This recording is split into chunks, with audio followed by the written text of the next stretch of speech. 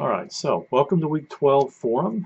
This week, again, we're talking about the challenges that presidents face in trying to govern, within the executive branch, how to gather the reins of power and get the executive branch to do what they want them to do. And of course, the chapter begins, as it always does, with a discussion of Donald Trump. What kind of challenges has a guy that is a political he's not a knave.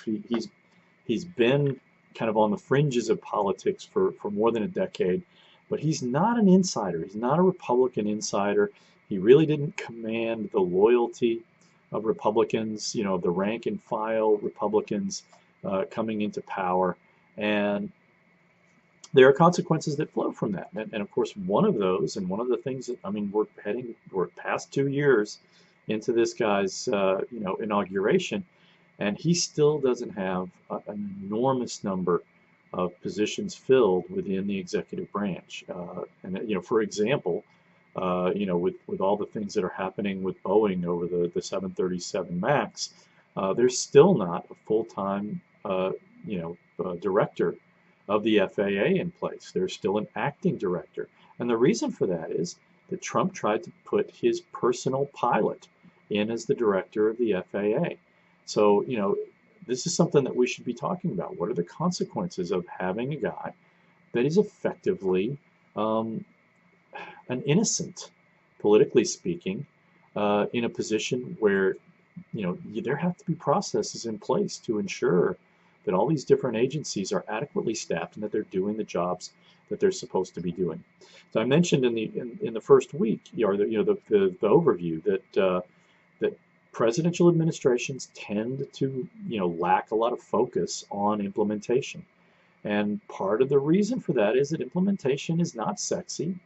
And then, as we'll learn, I think in the coming weeks, presidents have a incredibly, they're on a shot clock. They have a very, very narrow time window that they can operate in to get things done. So they have to act very quickly, and implementation is a slow process. So presidents don't often like to spend that time because they feel like they're losing, the opportunity. Every time they focus on implementation issues, is an issue drops off the board that they can actually act upon. When it comes to communicating presidential decisions, the text, I think, does a good job of laying out the three broad issues: transmission, clarity, and consistency. I think that Donald Trump's problems with making decisions via tweet create problems in all three of those areas. That a lot of times people are not aware of what he's doing. That when they do know that he has made some kind of tweet, is it really binding upon them?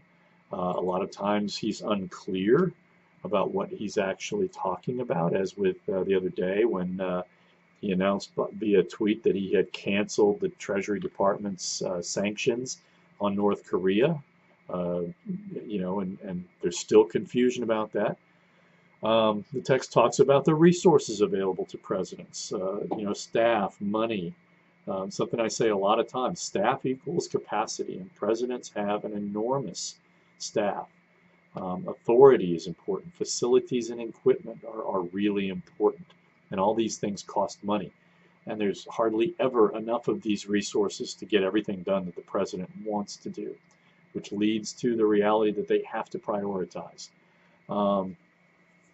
Dispositions, the White House staff, how responsive is the staff? I think one of the things, again, that we've talked about throughout the semester is just how much leaking goes on within the White House of this administration.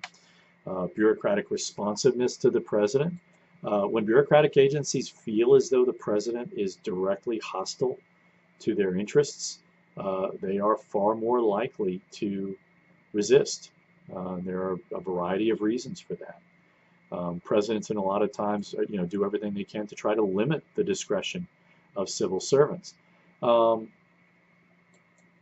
Why do presidents? This is not peculiar to Donald Trump.